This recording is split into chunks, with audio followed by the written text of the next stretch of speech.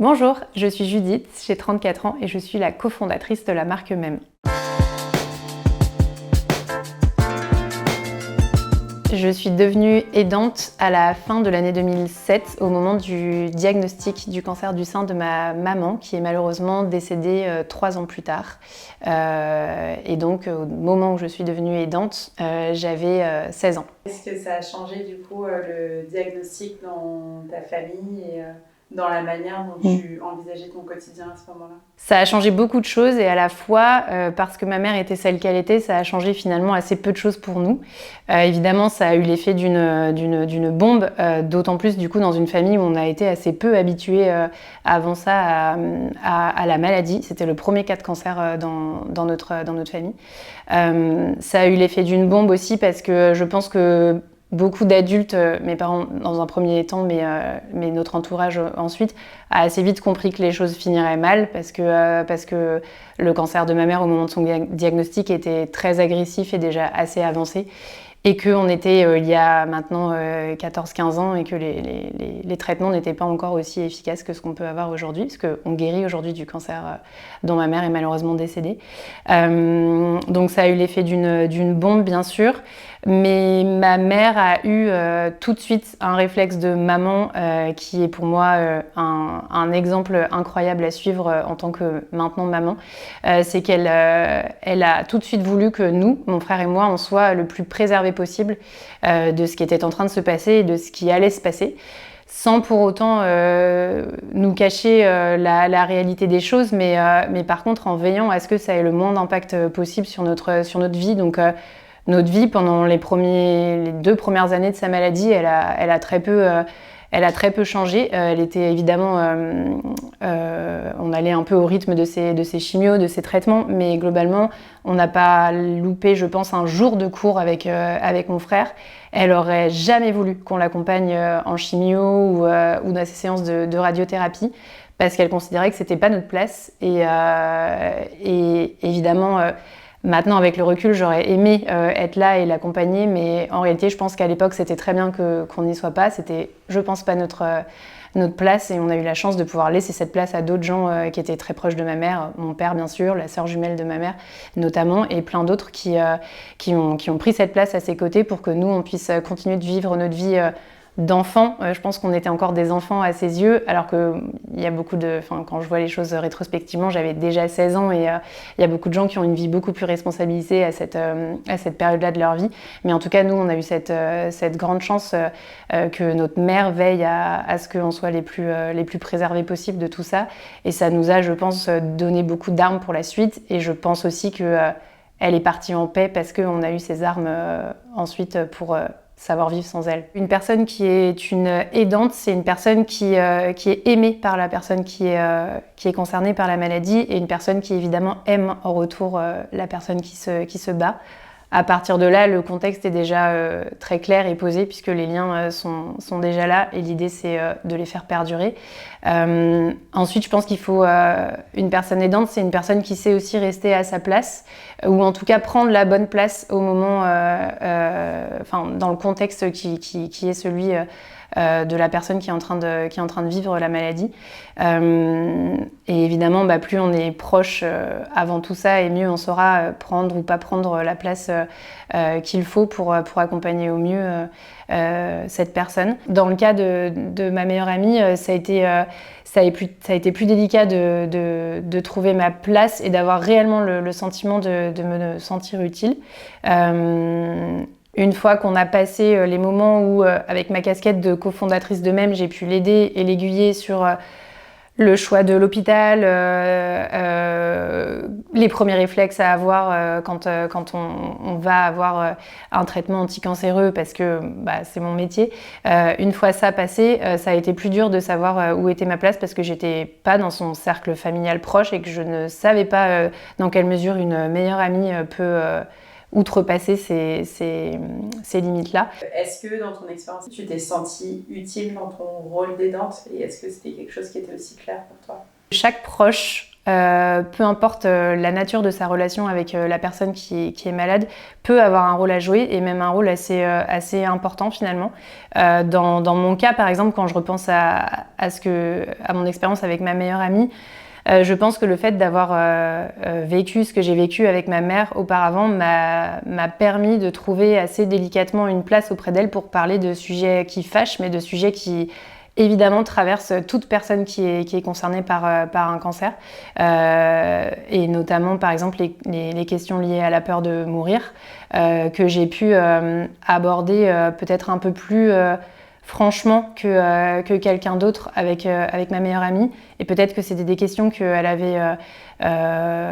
aurait eu plus de mal, quoique je n'en sais rien, à aborder avec d'autres proches, parce que c'est pas toujours facile de parler de ce sujet-là et beaucoup de personnes malades ont plutôt envie de préserver leurs proches, justement, notamment de ces questionnements-là.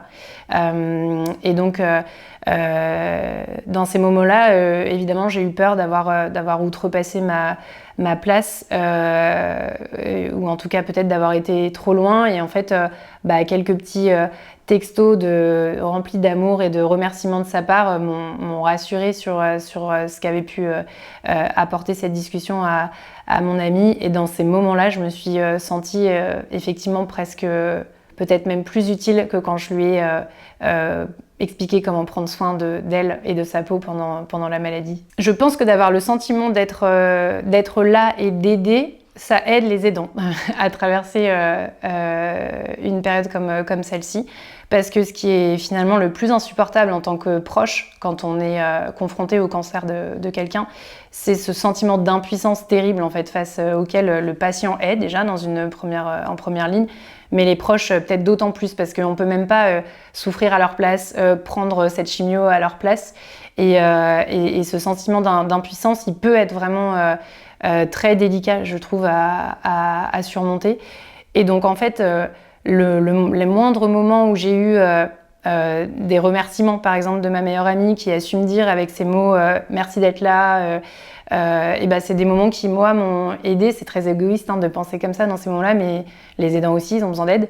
Et en fait, d'avoir eu le sentiment d'avoir été là au bon moment ou d'avoir su dire ce qu'il fallait dire au bon moment, c'est des choses, oui, qui aident quand on est dedans et qui aident a posteriori à travailler sur le sujet. Ouais. Qu'est-ce qui a été le plus difficile pour toi ? Ce qui a été le plus difficile à vivre pour moi pendant la maladie de ma maman est sûrement lié à l'âge que j'avais à l'époque, puisque en fait, on s'est quand même assez vite retrouvé à vivre des choses assez lourdes à l'intérieur de notre foyer, à voir des choses difficiles, à voir notre maman, quand bien même elle a essayé de nous préserver beaucoup, se dégrader, souffrir, et puis s'approcher du moment où elle allait mourir.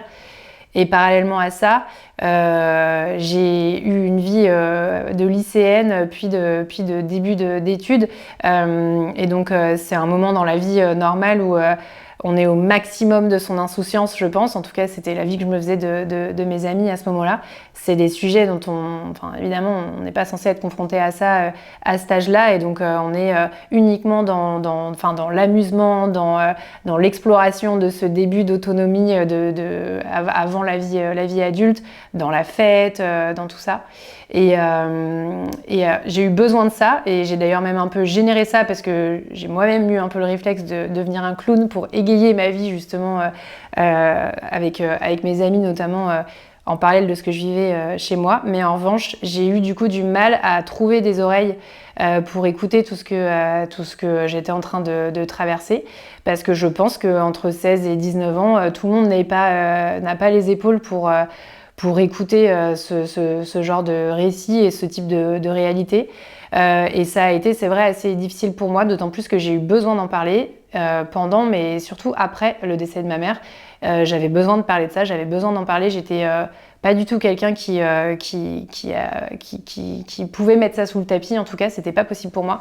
Sauf qu'il y avait assez peu de personnes que je sentais vraiment à l'aise pour m'entendre et pour m'écouter. J'ai clairement fait un tri à ce moment-là de ma vie entre des personnes qui sont restées mes amies et qui sont 15 ans plus tard mes meilleures amies, et les personnes qui n'ont pas été là pour moi, parce que je leur en veux pas du tout d'ailleurs, mais en tout cas, j'avais besoin d'autre chose à ce moment-là, et c'est pas si simple à trouver quand on est une toute jeune personne.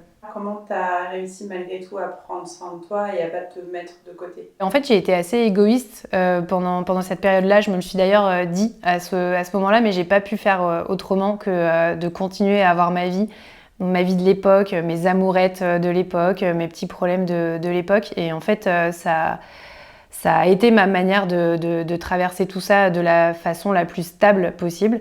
Je dis pas que j'ai été complètement égocentrique et autocentrée, c'est pas ce que je suis en train de dire, mais en tout cas, j'ai continué ma vie, même si j'ai été là pour elle comme une fille et là pour sa maman, mais j'ai continué ma vie, et je pense que c'est ce qui m'a aidé en fait à être suffisamment solide quand tout s'est écroulé pour que ma vie puisse continuer. En fait, ma vie n'a jamais cessé de se construire, même pendant sa maladie et même quand elle est décédée.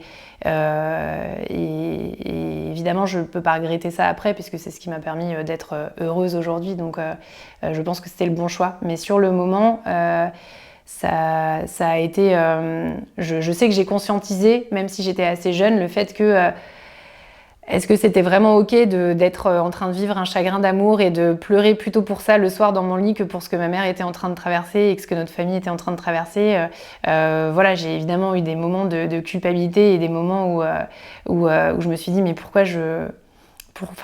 comment je peux m'intéresser à ces tout petits sujets pas graves alors qu'il est en train de se passer ça à côté. Mais finalement, c'est ce qui m'a permis de rester dans la vie. Et ça a évidemment aussi, je pense, beaucoup aidé ma mère de savoir que ses enfants restaient dans leur vie, étaient en train de continuer à vivre et à apprendre comme des adolescents de cet âge-là doivent le faire. Ça l'a beaucoup soulagée, beaucoup apaisée, et je sais qu'elle est partie en étant confiante sur le fait qu'on était armés pour la suite, et notamment parce que pendant 3 ans, on a continué de se construire, quoi. C'est quoi les gestes ou les habitudes que vous avez, les routines que vous avez mis en place ensemble à ce moment-là pour prendre soin d'elle? Je sais pas si on peut parler de routine, mais il y a eu en tout cas beaucoup de choses qui ont été de l'ordre de la coquetterie à ce moment-là, qu'on a partagé toutes les deux. Je me souviens par exemple de moments shopping où on est allé lui racheter des vêtements. Ma mère, elle adorait les fringues, et elle a perdu beaucoup de poids au début de sa maladie, et donc ça lui a donné un excellent prétexte pour re-remplir sa garde-robe avec des nouveaux vêtements d'une nouvelle taille. Et donc je me souviens de sessions shopping qu'on a faites toutes les deux à ce moment-là. Je me souviens aussi de moments plus ou moins joyeux où j'ai un peu joué à l'infirmière à la maison. J'ai toujours aimé ça, moi, de toute façon, être dans le soin de l'autre et les petites choses un peu médicalisantes. Et donc, j'avais envie de l'aider, et elle avait besoin qu'on l'aide parce qu'il y a des choses qu'on ne peut pas forcément toujours faire toute seule. Et notamment, je me souviens d'un moment où j'ai beaucoup changé ses pansements à ses pieds pendant la phase la plus grave de son syndrome main-pied, où elle pouvait... de toute façon même plus vraiment se lever. De moments comme ça, je me souviens de l'avoir maquillée quelquefois dans ces moments-là.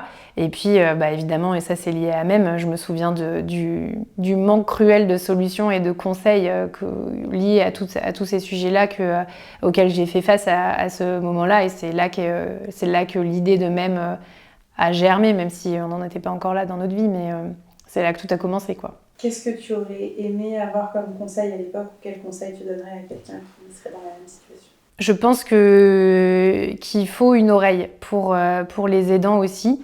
Je pense qu'il faut trouver sa personne, en tout cas la personne qui est capable d'entendre tout ce qu'un aidant ou tout ce qu'un proche de personnes malades a besoin de déverser à différents moments et à différents stades de la maladie.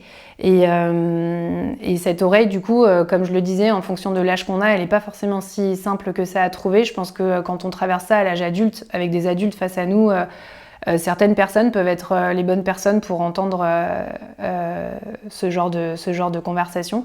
Quand on est plus jeune, quand on est adolescent ou même jeune adulte, hein, parce que j'ai aussi été jeune adulte en perdant ma mère juste avant la vingtaine, et il s'est passé des années avant que je trouve des oreilles capables d'entendre ça, parce que voilà, quand on est jeune, on n'a pas du tout envie de de parler de ce genre de sujet.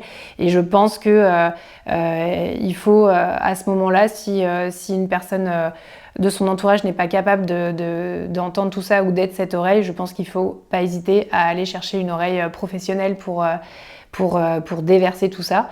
Je pense que ça ne peut être que positif pour la suite.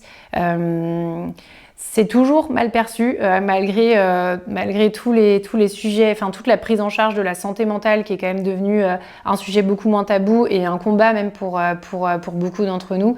Ça reste perçu parfois comme une faiblesse, comme avoir besoin d'aide, quoi. Le fait d'aller parler de tout ça à un psychologue ou à un psychiatre.